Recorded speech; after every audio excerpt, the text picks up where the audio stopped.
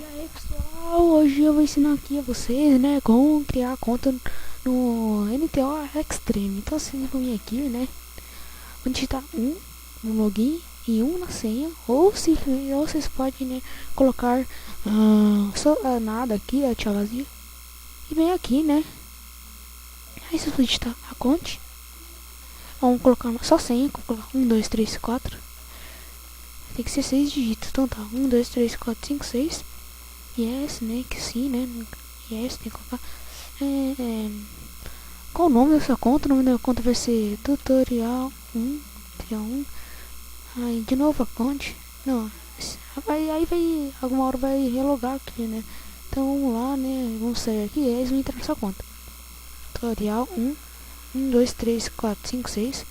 Vamos entrar aqui. Vamos entrar aqui, né? Vou escrever a conta. Vamos escrever character, né? Escrever o nome do seu char, né? Que no caso no meu caso vai ser, o nome vai ser tutorial. Tutorial 1, não, tutorial aqui, né? Com T maiúsculo, tá? T maiúsculo, tem que ser maiúscula. Se você é um menino, se você for um homem, digita aqui, né? Yes. Aí o nome é sua vocação, né? Seu personagem, Naruto, Sasuke. Então eu vou colocar aqui Naruto, né? A zip não vai dar, com certeza, claro. E pronto, já criou aqui, né, seu personagem. Aqui, ó, deixa eu entrar aqui, ó. Tutorial 1.